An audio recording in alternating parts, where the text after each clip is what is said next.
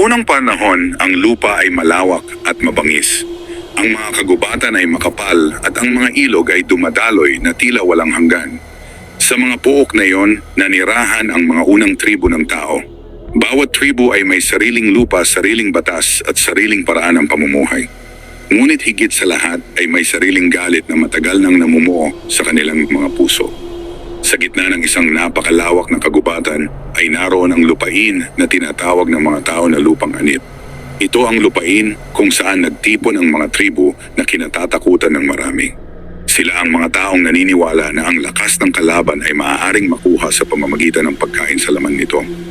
Para sa kanila ang laman ng kaaway ay hindi lamang pagkain kundi isang paraan ng paghihiganti at kapangyarihan. Ang pinakamatandang kwento ng kanilang lahi ay nagsimula sa isang digmaan na matagal nang naganap. Noong panahong iyon, ang mga ninuno ng tribu ay mapayapang namumuhay sa tabi ng isang malawak na ilog. Nanghuhuli sila ng hayop at nagtatanim sa mga kapatagan. Ngunit isang gabi dumating ang mga mandirigma ng tribong Kalaan.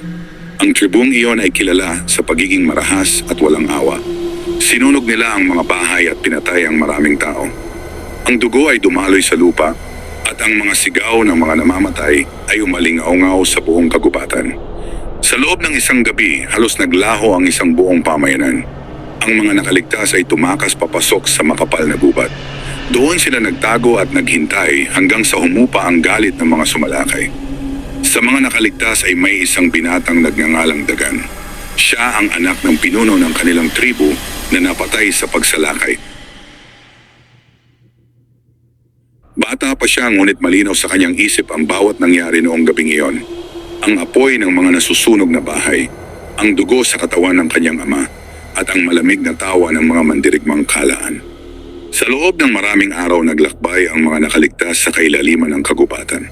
Wala silang dalang pagkain at ang kanilang mga katawan ay pagod at sugatan. Ngunit sa kanilang mga puso ay unti-unting tumitindi ang galit. Ang galit na iyon ang nagbigay sa kanila ng lakas upang magpatuloy. Isang gabi nagtipon ang mga matatanda sa ilalim ng isang napakalaking puno. Tahimik ang kagubatan at tanging hangin lamang ang gumagalaw sa mga dahon. Doon nila pinag-usapan ang kanilang kapalaran. Alam nilang hindi na sila maaaring bumalik sa kanilang dating lupain. Ang mga mandirigma ng Kalaan ay maaaring bumalik anumang oras. Sa gabing iyon isinilang ang isang bagong paniniwala. Ang isa sa mga pinakamatandang lalaki ay nagsabi na ang dugo ng kaaway ay hindi dapat masayang. Sinabi niya na ang lakas ng isang mandirigma ay nasa kanyang laman at dugo. Kung kakainin ng isang tao ang laman ng kanyang kalaban, ang lakas nito ay mapupunta sa kanya. Marami ang natakot sa sinabi ng matanda, ngunit marami rin ang nakaramdam ng kakaibang pag-asa. Kung ang lakas ng kaaway ay maaaring makuha sa ganoong paraan, maaari silang maging mas malakas kaysa sa mga sumira sa kanilang tribu. Lumipas ang mga buwan at ang mga nakaligtas ay natutong mabuhay sa bagong lupain. Gumawa sila ng mga kubo at nagtayo ng mga bantayan. Natuto silang manghuli sa dilim at maglakad sa kagubatan na parang mga anino. Isang araw may isang pangkat ng mandirigma ng Kalaan na naglakbay sa kagubatan upang mangaso. Hindi nila alam na may mga mata na nakamasid sa kanila mula sa likod ng mga puno. Si Dagan ng Dehawun ang nanguna sa mga kabataang mandirigma. Sa kabila ng kanyang kabataan, ang kanyang puso ay matigas na parang bato. Sa kanyang isip, ang gabing sinunog ang kanilang tahanan ay hindi kailanman nawala. Tahimik nilang pinalibutan ang mga mandirigmang Kalaan. Nang sumapit ang tamang sandali, sumalakay sila na parang mga gutom na hayop.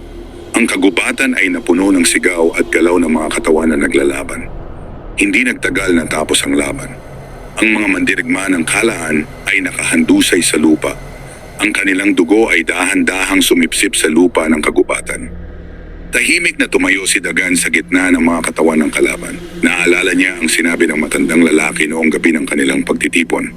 Ang lakas ng kaaway ay nasa kanyang laman. Sa harap ng mga mandirigma ng kanyang tribu, ginawa niya ang isang bagay na hindi pa kailanman ginawa ng kanilang lahi. Pinutol niya ang isang bahagi ng laman ng kalaban at kinain iyon. Ang mga mandirigma sa paligid niya ay nanood sa katahimikan. Ang ilan ay natakot, ang ilan ay namangha. Ngunit sa sandaling iyon nagsimula ang isang bagong landas para sa kanilang tribu. Ang balita tungkol sa ginawa ni Dagan ay mabilis na kumalat sa buong pamayanan.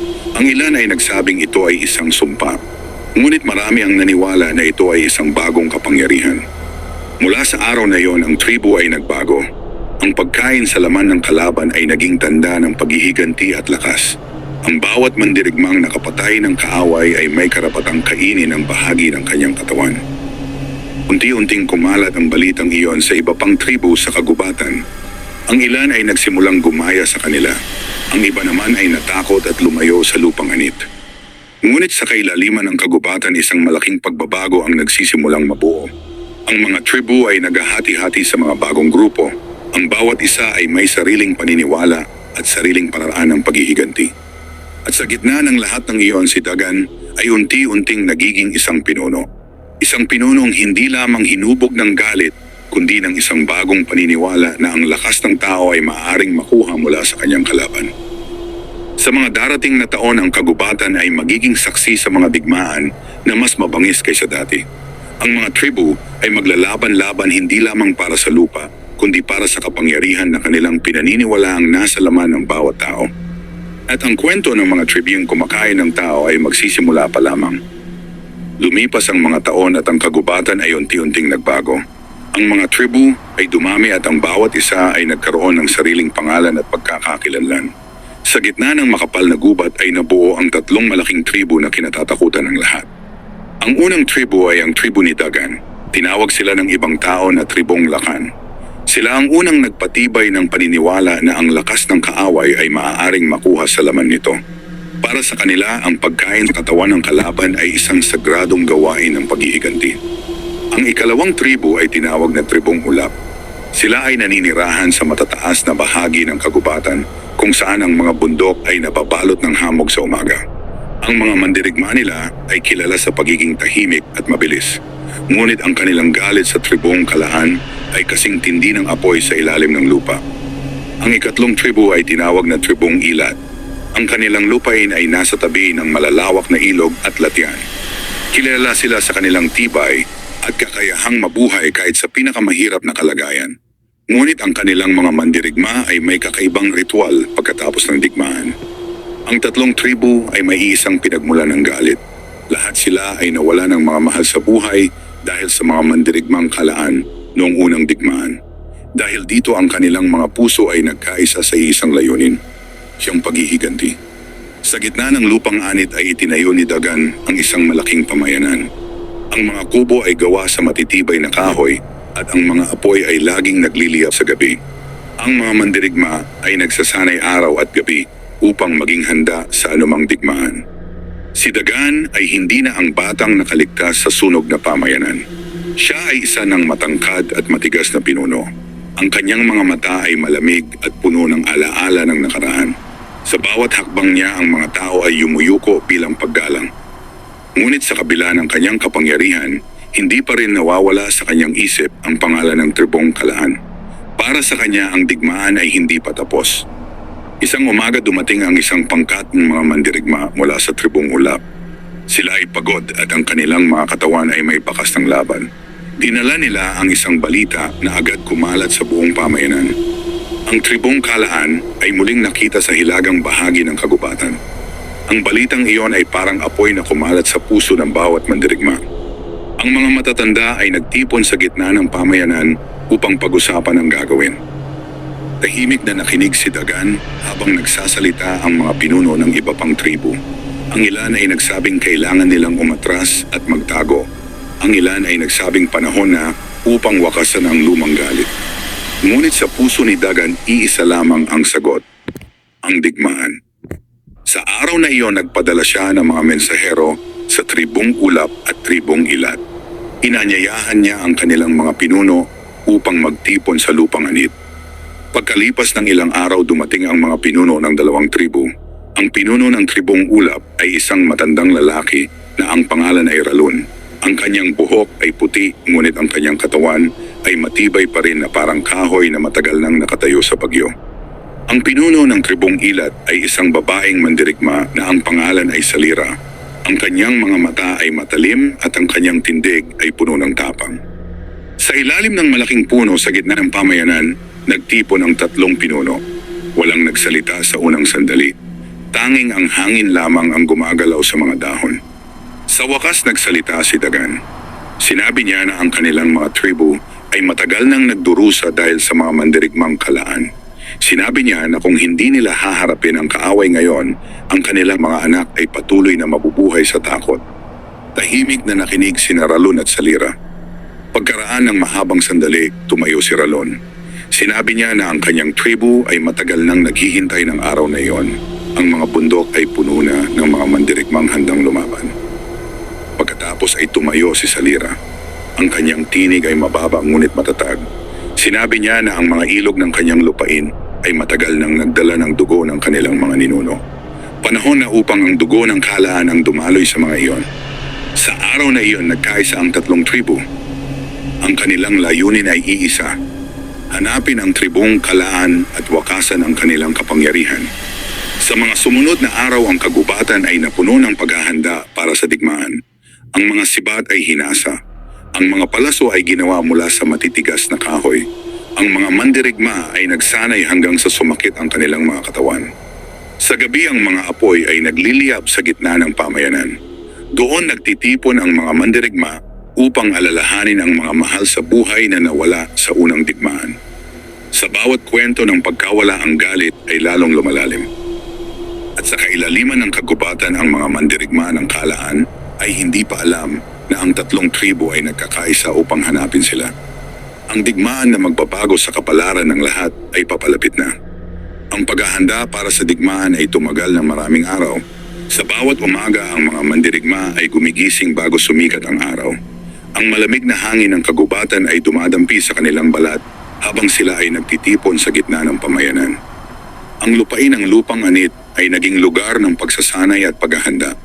Ang mga kabataang mandirigma ay tinuturuan kung paano gumalaw ng tahimik sa kagubatan. Ang mga matatandang mandirigma naman ay nagbabahagi ng kanilang karanasan sa mga nakaraang labanan. Si Dagan ay laging nasa gitna ng mga mandirigma. Hindi siya pinunong nakaupo lamang sa lilim ng kanyang kapangyarihan.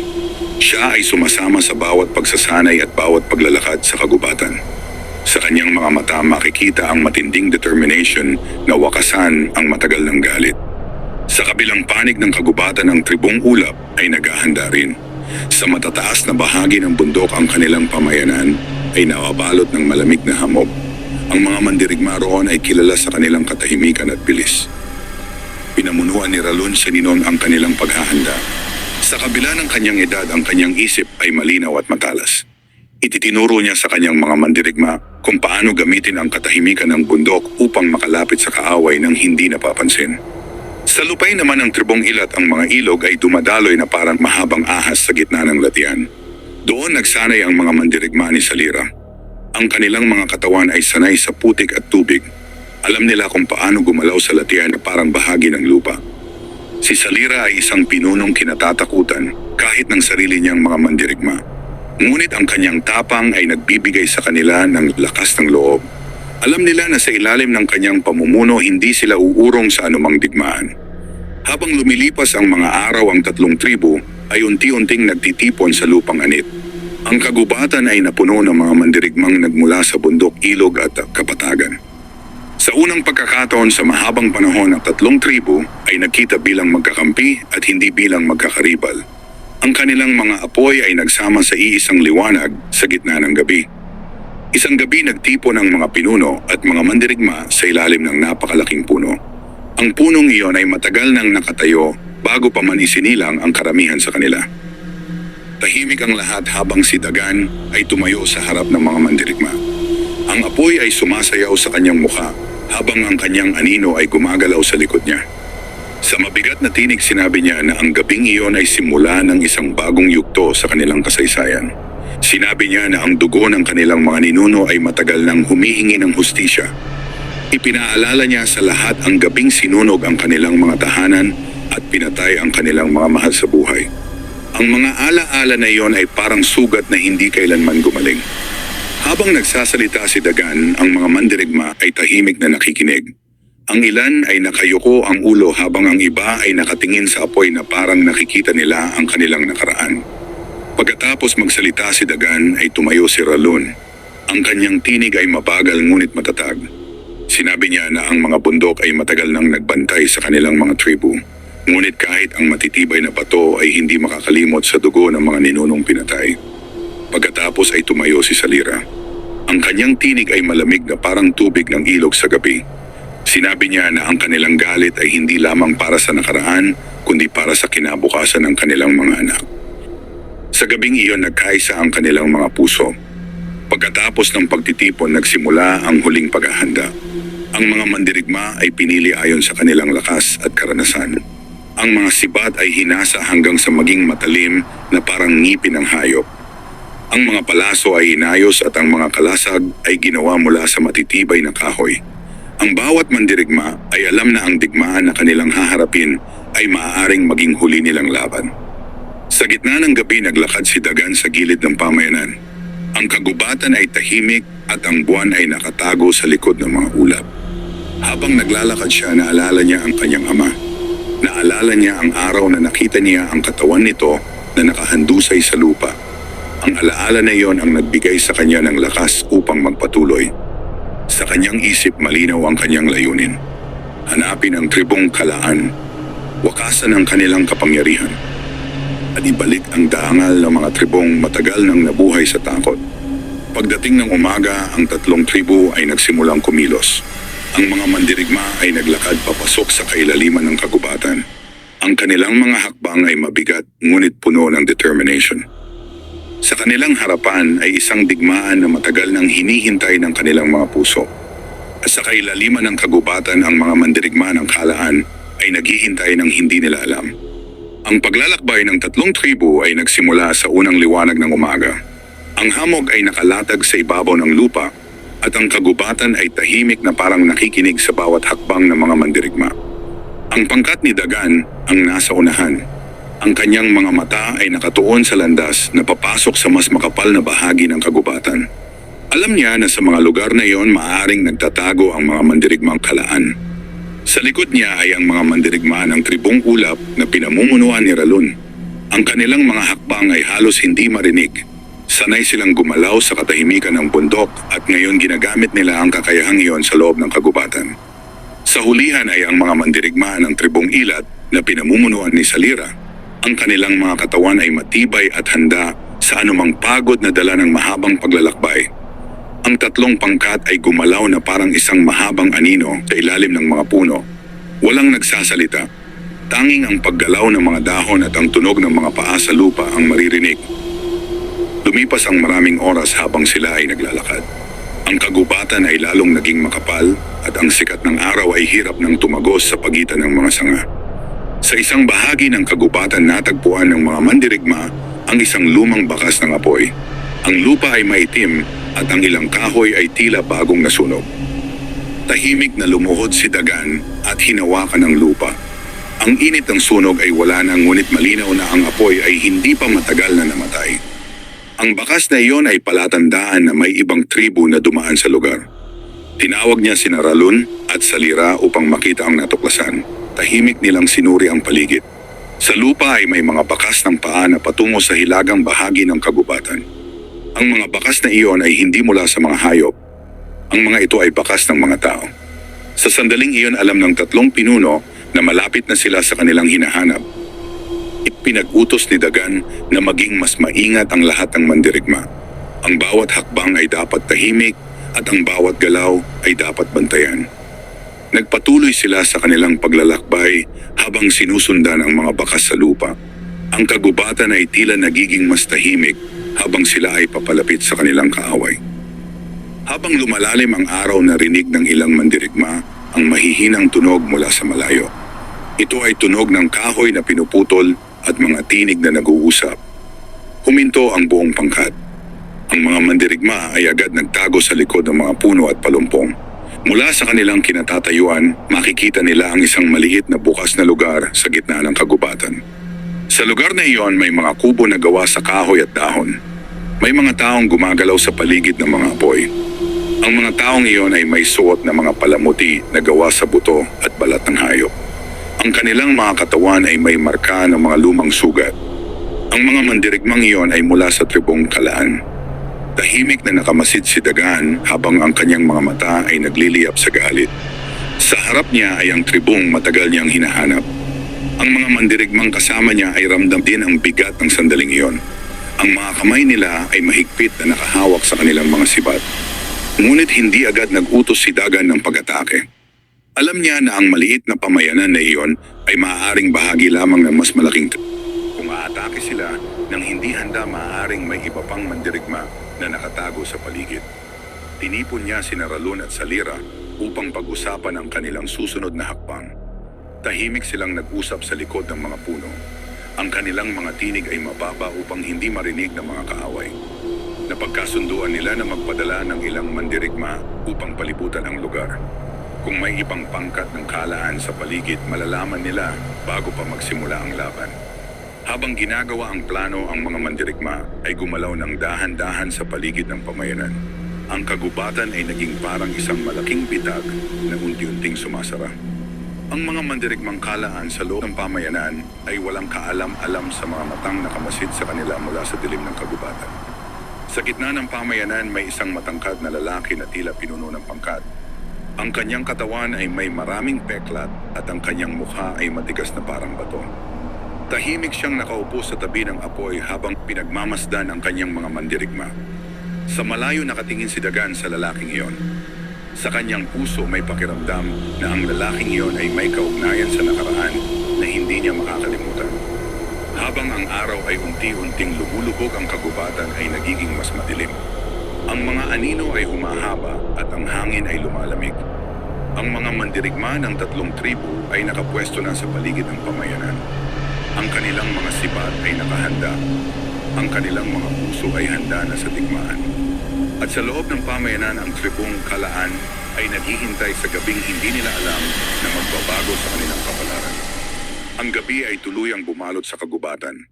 Ang liwanag ng buwan ay mahina at halos hindi tumagos sa makakapal na dahon ng mga puno. Sa gitna ng dilim, ang maliit na pamayanan ng kalaan ay tanging mga apoy lamang ang nagbibigay ng liwanag. Ang mga mandirigma ng 3 tribu ay nakapwesto na sa paligid ng lugar. Ang bawat isa ay nakatago sa likod ng mga puno at palumpong. Walang gumagalaw at walang nagsasalita. Sa gitna ng katahimikan, ang hininga ng bawat mandirigma ay mabigat. Alam nilang sa loob ng ilang sandali, magsisimula ang laban na matagal nilang hinintay. Si Dagan ay nakaluhod sa likod ng isang malaking puno. Ang kanyang mga mata ay nakatuon sa pamayanan ng kalaan. Nakikita niya ang mga mandirigma na nag-uusap sa tabi ng apoy at ang ilan ay nagpapahinga sa labas ng kanilang mga kubo. Sa kanyang isip muling bumalik ang mga alaala ng nakaraan, ang apoy ng nasusunog na tahanan, ang sigaw ng mga taong namamatay, ang katawan ng kanyang ama na nakahandusay sa lupa. Ang mga alaala na iyon ay naging apoy sa kanyang dibdib. Sa kabilang panig ng pamayanan, nakapwesto ang mga mandirigma ni Ralon. Ang kanilang mga mata ay sanay sa dilim ng bundok, kaya malinaw nilang nakikita ang bawat galaw ng mga kaaway. Sa hulihan ng pamayanan, nakatago ang mga mandirigma ni Salira. Ang kanilang mga katawan ay nakalapat sa lupa na parang bahagi ng kagubatan. Unti-unting sumara ang bitag. Isang mahinang senyas ang ibinigay ni Dagan. Ang senyas na iyon ay sapat upang ipaalam sa lahat na magsisimula na ang pag-atake. Sa isang iglap, ang katahimikan ng kagubatan ay naputol.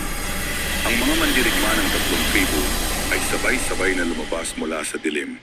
Ang kanilang mga sibat ay nakataas at ang kanilang mga hakbang ay mabilis. Ang unang sigaw ng laban ay umalingaw-ngaw sa buong kagubatan.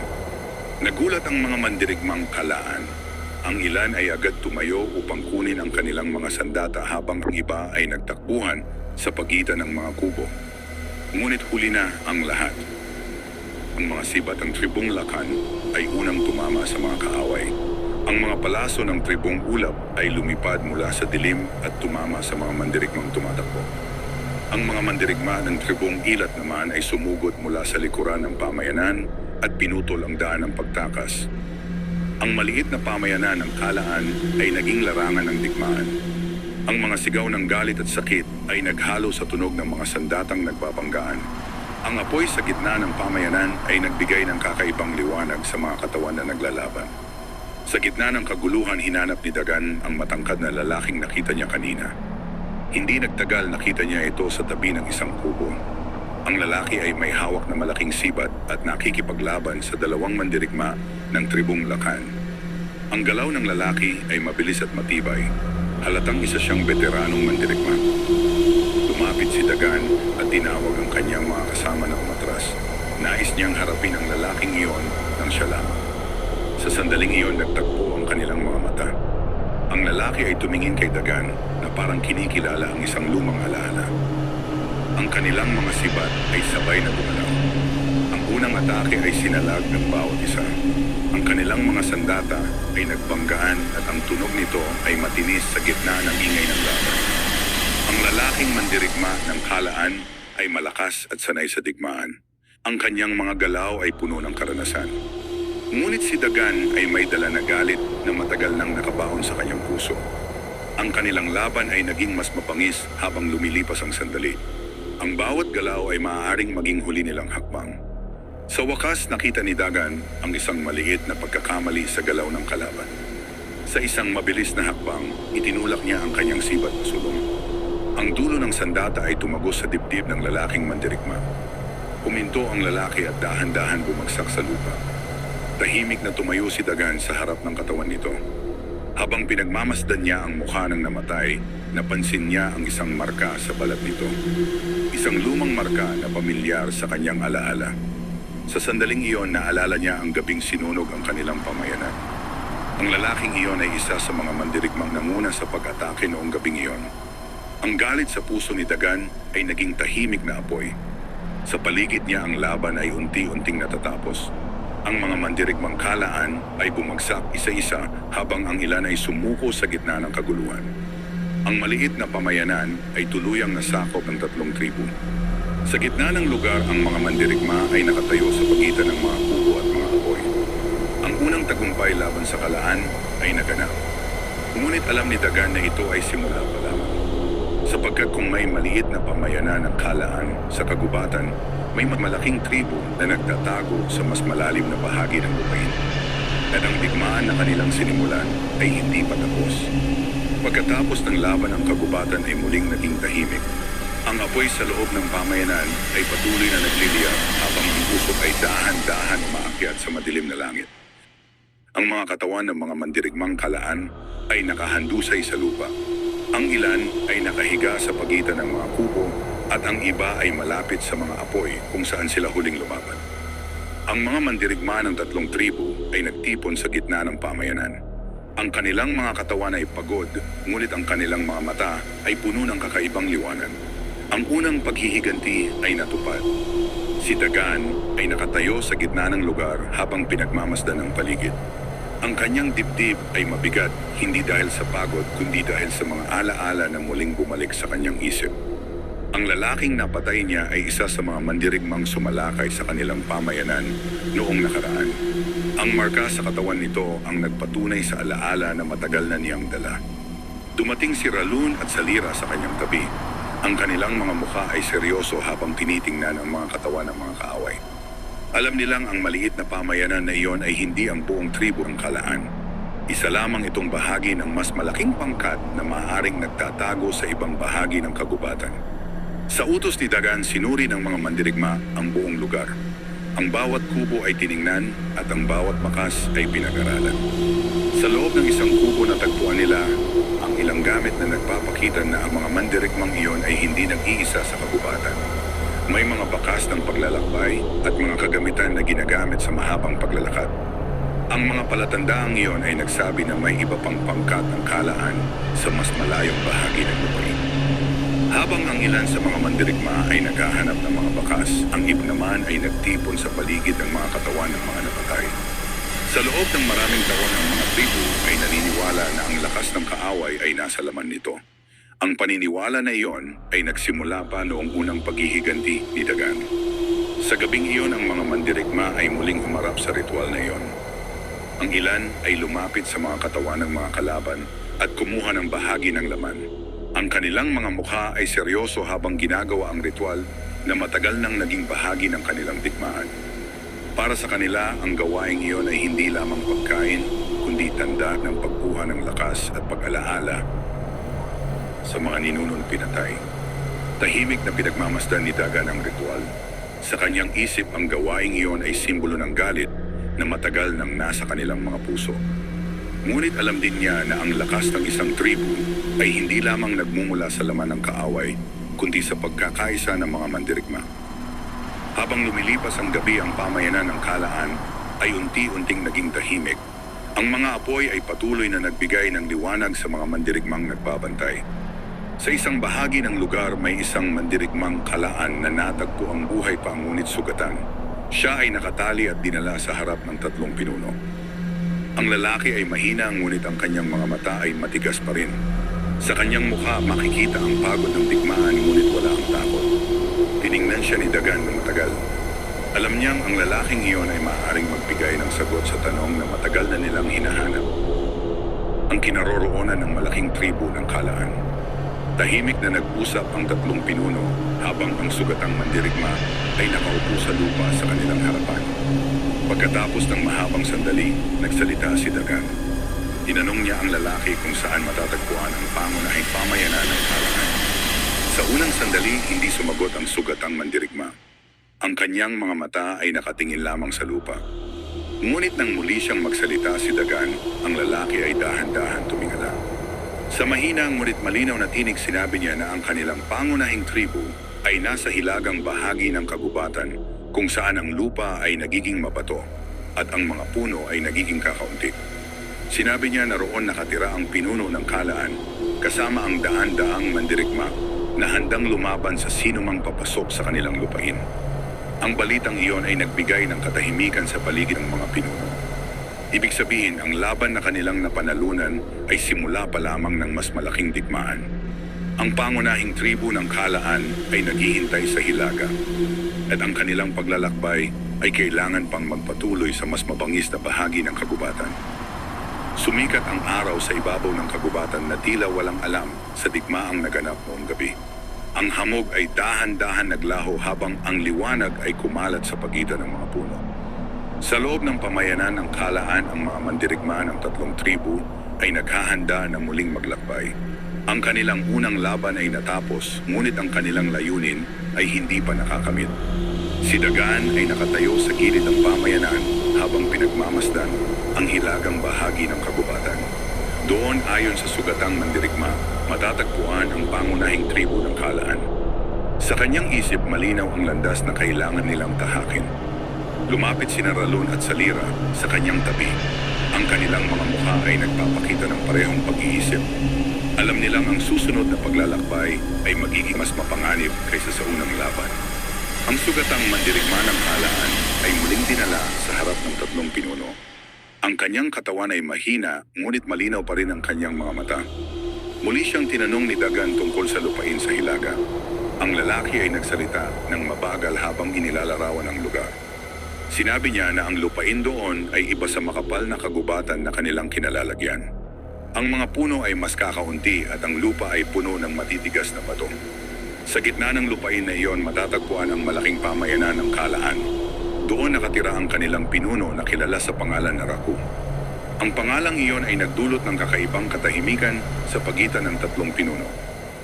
Ayon sa sugatang mandirigma, si Raku ay isang pinunong hindi natatakot sa digmaan. Maraming tribu na ang sinubukang lumaban sa kanya, ngunit lahat ay natalo. Ang kanyang mga mandirigma ay sanay sa matagal na laban at hindi sila madaling umatras. Pagkatapos marinig ang lahat ng iyon, pinayagan ni Dagan na dalhin ang sugatang mandirigma palayo sa pagtitipon. Tahimik na nag-usap ang 3 pinuno tungkol sa kanilang susunod na hakbang. Alam nilang ang pag-atake sa pangunahing tribu ng Kalaan ay hindi maaaring gawin ng basta-basta. Ang kanilang mga mandirigma ay kailangan munang maghanda sa mas mabigat na laban. Sa araw na iyon, nagpasya sila na ipahinga muna ang kanilang mga mandirigma bago ipagpatuloy ang paglalakbay. Ang pamayanan ng Kalaan ay ginamit bilang pansamantalang himpilan. Doon inayos ng mga mandirigma ang kanilang mga sandata at inalagaan ang mga sugat ng mga nasugatan sa laban. Habang ang iba ay nagpapahinga, ang ilan naman ay nagbantay sa paligid ng kagubatan upang matiyak na walang ibang pangkat ng Kalaan ang darating. Sa gitna ng pamayanan si Dagan ay naglakad mag-isa. Ang kanyang mga hakbang ay mabagal habang pinagmamasdan niya ang mga bakas ng digmaan. Ang mga kubo na dati ay tirahan ng kanilang kaaway ay ngayon tahimik na lamang na nakatayo. Sa kanyang isip bumalik ang mga alaala ng nakaraan. Naalala niya ang kanyang ama na dating pinuno ng kanilang tribu. Naalala niya ang mga araw na ang kanilang pamayanan ay puno ng tawanan at hindi ng galit. Ngunit ang mga araw na iyon ay matagal nang nawala. Ang digmaan ang naging landas ng kanyang buhay. Habang siya ay naglalakad, napansin niya ang ilang kabataang mandirigma na nag-uusap malapit sa apoy. Ang kanilang mga mukha ay nagpapakita ng paghanga sa mga nangyari noong gabi. Para sa kanila ang laban-laban sa kalaan ay isang kwento na kanilang ikukwento sa mga susunod na taon. Ngunit alam ni Dagan na ang digmaan ay hindi lamang kwento ng tagumpay. Ito ay kwento rin ng pagkawala at sakripisyo. Pagdating ng gabi muling nagtipon ang 3 pinuno kasama ang kanilang mga mandirigma. Ang apoy sa gitna ng pamayanan ay nagbigay ng liwanag sa kanilang mga mukha. Sa harap ng lahat nagsalita si Dagan. Sinabi niya na ang kanilang unang laban ay patunay na kaya nilang harapin ang kalaan. Ngunit ang tunay na pagsubok ay naghihintay sa hilaga kung saan matatagpuan ang pinuno na si Raku. Sinabi niya na ang susunod na laban ay maaaring mas mabangis at mas mahirap. Ngunit kung sila ay mananatiling nagkakaisa ang kanilang lakas ay magiging sapat upang harapin ang anumang kaaway. Tahimik na nakinig ang mga mandirigma. Sa kanilang mga mata makikita ang parehong apoy ng determinasyon. Sa gabing iyon ang mga apoy ng 3 tribu ay nagsama sa isang liwanag sa gitna ng nasakop na pamayanan. At sa hilagang bahagi ng lupain sa pagitan ng mga batong bundok at kakaunting puno ang malaking tribu ng kalaan ay patuloy na namumuhay. Hindi nila alam na ang 3 tribu ay papalapit na sa kanilang lupain. At ang digmaan na matagal nang sinimulan ng kanilang mga ninuno ay malapit nang magtagpo sa pinakamabagsik na laban. Dumating ang umaga na may mabigat na katahimikan sa pamayanan. Ang mga mandirigma ng 3 tribu ay nagising bago sumikat ang araw. Ang kanilang mga katawan ay nakapahinga na, ngunit ang kanilang mga isip ay nakatuon sa paglalakbay na naghihintay sa kanila. Sa gitna ng pamayanan si Dagan ay nakatayo habang pinagmamasdan ang mga mandirigmang naghahanda. Ang mga sibat ay hawak ng mahigpit at ang mga kalasag ay nakasabit sa kanilang mga braso. Alam ng lahat na ang araw na iyon ang simula ng kanilang paglalakbay patungo sa hilaga. Lumapit sina Ralun at Salira sa kanya habang ang liwanag ng araw ay unti-unting sumisikat sa ibabaw ng kagubatan. Tahimik silang nag-usap tungkol sa landas na kanilang tatahakin. Ayon sa sugatang mandirigma, ang lupain sa hilaga ay hindi tulad ng makapal na kagubatan na kanilang kinalakihan. Ang mga puno roon ay kakaunti at ang lupa ay puno ng malalaking bato. Ang lugar na iyon ay mas madaling bantayan at mas mahirap pasukin ng mga kalaban. Ibig sabihin, ang tribo ng kalaan ay may malinaw na kalamangan sa kanilang sariling lupain. Pagkatapos ng maikling paghahanda, ang 3 tribu ay nagsimulang maglakbay. Iniwan nila ang nasakop na pamayanan at pumasok muli sa kagubatan. Ang kanilang mga hakbang ay mabigat ngunit puno ng layunin.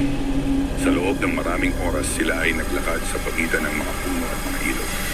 Ang mga mandirigma ay gumagalaw na parang isang mahabang hanay ng mga anino sa ilalim ng liwanag ng araw. Habang lumalalim ang kanilang paglalakbay, ang kagubatan ay unti-unting nagbago. Ang mga puno ay hindi na kasing siksik ng dati.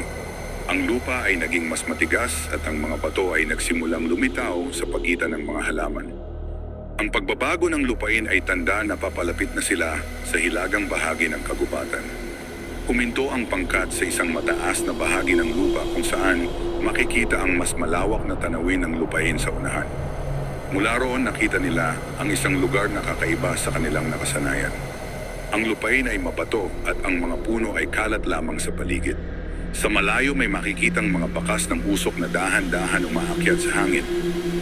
Ang usok na iyon ay palatandaan ng isang malaking pamayanan. Tahimik na tumingin si Dagan sa malayo.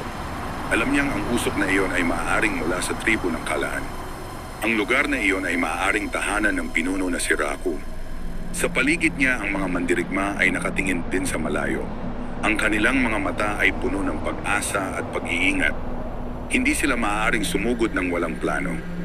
Tinawag ni Dagan sina Ralun at Salira upang pag-usapan ang kanilang susunod na hakbang.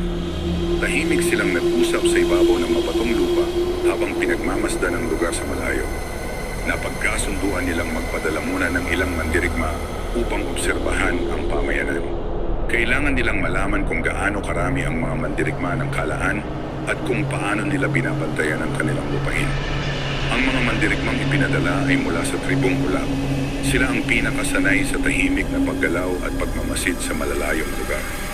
Habang ang pangkat ng pagmamasid ay naglakbay papalapit sa pamayanan, ang natitirang mga mandirigma ay nagtago sa pagitan ng mga bato at kakaunting puno.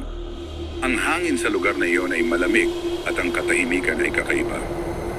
Sa loob ng mahabang sandali, walang gumagalaw. Sa wakas, bumalik ang mga mandirigmang ipinadala upang magmasid. Ang kanilang mga mukha ay seryoso habang sila ay lumapit sa tatlong pinuno. Sinabi nila na ang pamayanan ng Kalaan ay mas malaki kaysa sa inaasahan nila. Maraming kubo ang nakatayo sa gitna ng mapatong lupain at may mga bantay na naglalakad sa paligid. Sa gitna ng pamayanan, may isang malaking lugar kung saan nagtitipon ang mga mandirigma. Sa loob ng lugar na iyon, may isang matangkad na lalaki na tila pinuno ng lahat. Ayon sa mga nagmasid, ang lalaking iyon ay may malaking sandata at ang kanyang presensya ay nagdudulot ng paggalang sa lahat ng mandirigmang nasa paligid. Walang duda na ang lalaking iyon ay si Raku, ang pinuno ng tribong Kalaan.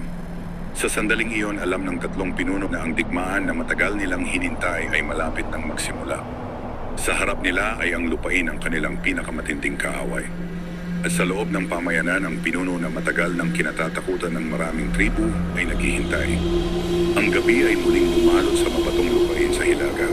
Ang hangin ay malamig at ang katahimikan ay mabigat na parang nagbabadya ng paparating na bagyo. Sa pagitan ng malalaking bato at kakaunting puno ay nakatago ang mga mandirigma ng tatlong tribu. Ang kanilang mga mata ay nakatingin sa malayong pamayanan ng Kalaan kung saan ang mga apoy ay nagbibigay ng liwanag sa dilim. Mula sa kanilang kinatatayuan, makikita ang laki ng pamayanan. Maraming kubo ang nakatayo sa gitna ng lupain at ang mga bantay ay patuloy na naglalakad sa paligid. Sa gitna ng pamayanan may isang malaking lugar kung saan nagtitipon ang mga mandirigma ng Kalaan. Doon nakita ng mga nagmasid ang pinuno na si Raku. Si Dagan ay tahimik na nakatingin sa malayo. Sa kanyang isip, malinaw na ang laban na naghihintay sa kanila ay mas mabigat kaysa sa mga nagdaan. Lumapit sina Ralon at Salira sa kanyang tabi. Tahimik silang nag-usap habang ang kanilang mga mata ay nakatuon sa pamayanan. Ayon sa mga nagmasid, ang bilang ng mga mandirigma ng Kalaan ay marami. Kung sila ay aatake ng walang plano, maaaring malagay sa panganib ang kanilang buong hukbo. Dahil dito napagkasunduan ng tatlong pinuno na pag-aralan muna ang galaw ng mga bantay sa buong gabi. Ang ilang mandirigma mula sa tribong Ulap ay muling ipinadala upang obserbahan ang pamayanan mula sa ibang bahagi ng lupain. Habang ang iba ay nanatili sa kanilang mga taguan sa pagitan ng mga bato. Lumipas ang maraming oras habang ang buwan ay dahan-dahan gumagalaw sa langit. Sa bawat pagbalik ng mga nagmasid, nagdala sila ng bagong kaalaman tungkol sa pamayanan. Ang mga bantay ng Kalaan ay nagpapalit ng pwesto sa bawat ilang sandali. May ilang bahagi ng pamayanan na mas mahina ang pagbabantay kumpara sa iba. Ang information na iyon ay naging mahalaga sa plano ng tatlong pinuno. Sa hating gabi, nagtipon sina Dagan, Ralon at Salira kasama ang kanilang mga piniling mandirigma. Sa ilalim ng malablam na liwanag ng buwan, ipinaliwanag ni Dagan ang kanilang balak. Ang tribong Ulap ang unang kikilos upang tahimik na alisin ang ilang bantay sa gilid ng pamayanan. Kapag nagawa na iyon, ang tribong Ilad ay papasok mula sa likuran upang guluhin ang mga mandirigma ng Kalaan. Sa sandaling magsimula ang kaguluhan, ang tribong Lakan ang susugod mula sa harap upang harapin ang mga mandirigma sa gitna ng pamayanan. Ang layunin ng lahat ay iisa, harapin si Raku at wakasan ang pamumuno ng Kalaan. Tahimik na nakinig ang mga mandirigma habang ipinapaliwanag ang plano. Sa kanilang mga mata makikita ang parehong apoy ng galit at determinasyon. Matagal na nilang hinintay ang sandaling ito. Sa wakas dumating ang oras. Ang mga mandirigma ng tribong Ulap ay unang gumalaw. Tahimik silang bumaba sa mabatong bahagi ng lupain at dahan-dahan lumapit sa gilid ng pamayanan. Ang kanilang mga hakbang ay halos hindi marinig sa ibabaw ng lupa. Isa-isa nilang nilapitan ang mga bantay na nag-iisa sa kanilang pwesto. Sa loob ng ilang sandali, ang ilang bantay ng kalaanan ay tahimik na bumagsak sa lupa nang hindi nakapagbigay ng babala. Nang makita ni Dagan ang senyas mula sa dilim, ibinigay niya ang susunod na utos. Ang mga mandirigma ng tribong Ilat ay gumalaw mula sa likuran ng pamayanan. Sa isang iglap, ang katahimikan ng gabi ay naputol ng sigaw ng digmaan. Ang mga mandirigma ng kalaan ay nagulat sa biglaang pag-atake mula sa kanilang likuran. Habang ang kanilang pansin ay nakatuon sa kaguluhan sa likod, ang tribong Lakan ay sumugod mula sa harap ng pamayanan. Ang mga sibat ay nagbanggaan at ang mga sigaw ng laban ay umalingaw-ngaw sa mabatong lupain. Sa gitna ng kaguluhan, ang mga mandirigma ng kalaan ay nagtipon sa gitna ng pamayanan. At doon sa gitna ng apoy at alikabok tumayo ang kanilang pinuno, si Raku. Ang kanyang katawan ay matangkad at matibay. Sa kanyang kamay ay may hawak na malaking sandata na tila ginawa para sa digmaan. Ang kanyang mga mata ay malamig habang pinagmamasdan ang mga mandirigmang sumalakay sa kanyang lupain. Sa sandaling iyon, nagtagpo ang kanyang paningin at ang paningin ni Dagan. Ang dalawang pinuno ay nagkatinginan sa gitna ng digmaan. Alam ng bawat isa na ang laban na iyon ay hindi matatapos hanggat isa sa kanila ang nakatayo. At sa mabatong lupain sa ilalim ng malamig na liwanag ng buwan, ang dalawang pinuno ay naghahanda sa laban na magtatakda sa kapalaran ng kanilang mga tribu. Ang mabatong lupain ay naging larangan ng pinakamabagsik na laban na naranasan ng tatlong tribu. Ang mga sigaw ng mandirigma ay umalingaw-ngaw sa malamig na hangin habang ang mga sandata ay nagbabanggaan sa gitna ng apoy at alikabok. Sa gitna ng pamayanan ng kalaan, ang mga mandirigma ay naglalaban ng walang pagurong. Ang mga sibat ay tumatama at ang mga katawan ay bumabagsak sa matigas na lupa. Ngunit sa gitna ng kaguluhan, ang pansin ng maraming mandirigma ay nakatuon sa dalawang lalaki na dahan-dahan lumalapit sa isa't isa, si Dagan at si Raku. Ang dalawang pinuno ay nakatayo sa harap ng isa't isa habang ang digmaan ay nagaganap sa kanilang paligid. Si Raku ay matangkad at matibay na parang bato ng mundo. Ang kanyang katawan ay puno ng mga lumang peklat na tanda ng maraming laban na kanyang napagtagumpayan. Sa kanyang kamay ay hawak niya ang isang malaking sandata na kayang pumatay sa isang hampas lamang. Si Dagan naman ay nakatayo ng matatag habang hawak ang kanyang sibat. Sa kanyang mga mata makikita ang galit na matagal nang nasa kanyang puso. Ang galit niyang sinilang noong gabing sinunog ang kanilang pamayanan. Sa mabigat na katahimikan, nagsimula ang kanilang laban. Si Raku ang unang kumilos. Ang kanyang sandata ay umikot sa hangin na may lakas na parang bagyo. Ngunit mabilis na nakaiwas si Dagan at sinalag ang susunod na hampas gamit ang kanyang sibat. Ang tunog ng kanilang sandata ay matinis sa gitna ng ingay ng digmaan. Ang kanilang galaw ay mabilis at mabigat. Ang bawat atake ay maaaring maging wakas ng isa sa kanila. Si Raku ay malakas at sanay sa maraming laban. Ang kanyang bawat galaw ay puno ng puwersa. Ngunit si Dagan ay may dala na determination na hindi kayang talunin ng lakas lamang. Sa bawat sandali na lumilipas ang kanilang laban ay lalong nagiging mabangis. Ang mga mandirigma sa paligid ay patuloy na naglalaban, ngunit ang kanilang mga mata ay paminsan-minsan napapaling sa dalawang pinuno. Sapagkat alam nila na ang kapalaran ng digmaan ay maaaring magpasya sa laban ng dalawang iyon. Sa isang sandali, nagawang itulak ni Raku si Dagan paatras gamit ang isang malakas na hampas. Ngunit hindi bumagsak si Dagan. Sa halip, dahan-dahan siyang tumayo muli habang mahigpit ang hawak sa kanyang sibat. Sa kanyang isip, bumalik ang alaala ng kanyang ama. Ang mukha nito noong huling araw ng kanyang buhay. Ang alaala na iyon ang nagbigay sa kanya ng lakas. Sa isang mabilis na galaw, umatake si Dagan. Ang kanyang sibat ay gumalaw ng mabilis sa hangin at tumama sa katawan ni Raku. Ang sugat ay hindi agad nagpatumba sa pinuno ng kalaan, ngunit malinaw na naramdaman nito ang tama. Sa unang pagkakataon, ang matibay na tindig ni Raku ay bahagyang nagbago. Ngunit hindi siya umatras.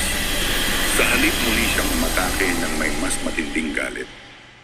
Ang kanilang sandata ay muling nagbanggaan habang ang digmaan sa paligid nila ay patuloy na nag-aalab. Sa wakas, dumating ang sandali na nagkamali si Raku sa kanyang galaw. Sa isang mabilis na hakbang, si Dagan ay lumapit at itinulak ang kanyang sibat ng buong lakas. Ang dulo ng sandata ay tumagos sa dibdib ni Raku. Ang malakas na pinuno ng kalaan ay napahinto. Ang kanyang sandata ay dahan-dahan bumagsak mula sa kanyang kamay. Sa harap ng mga mandirigma ng dalawang tribu, si Raku ay lumuhod sa mabatong lupa. Sa kanyang mga mata makikita ang pagod ng mahabang digmaan.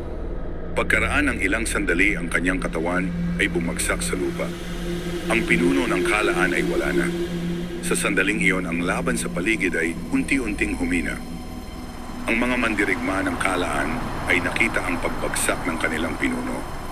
Ang ilan ay tumigil sa laban habang ang iba ay umatras sa gitna ng kaguluhan.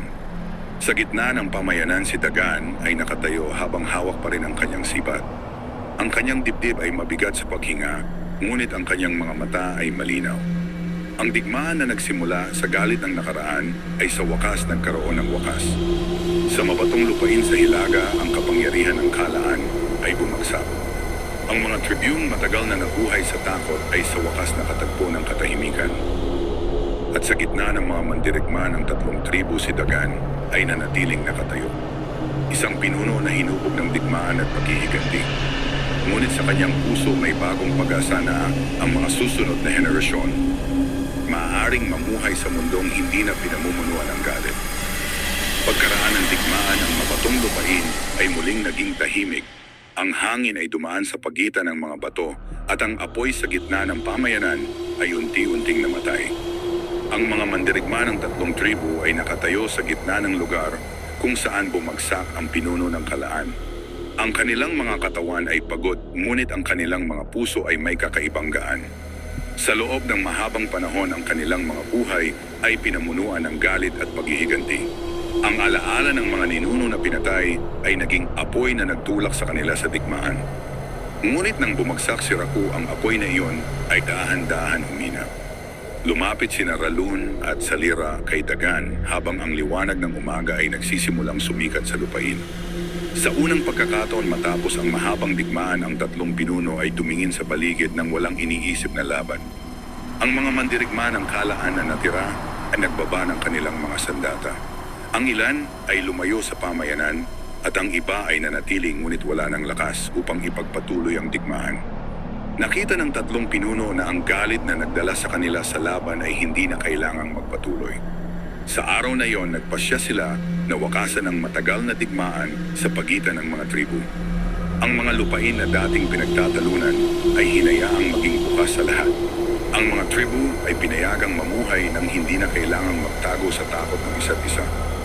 Ang mga kwento ng digmaan ay nanatili sa alaala ng mga mandirigma, ngunit ang kanilang mga anak ay nagsimulang lumaki sa panahong may kapayapaan.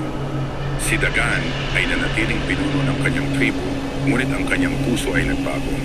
Ang galit na dating gumabay sa kanya ay napalitan ng pagnanais na protektahan ang bagong katahimikan. Sa mga sumunod na taon, ang lupang anit ay hindi na lamang lugar ng digmaan, kundi naging lugar ng bagong simula. Ang mga tribu na dating naglalaban ay natutong mamuhay sa iisang lupain. At ang kwento ng mga taong kumain ng laman ng kanilang kaaway ay naging isang paalala ng madilim na bahagi ng kanilang kasaysayan. Ngunit higit sa lahat, ang kwento na iyon ay naging aral na ang galit ay maaaring magsimula ng digmaan. Ngunit ang pagkakaisa lamang ang makapagdudulot ng tunay na wakas.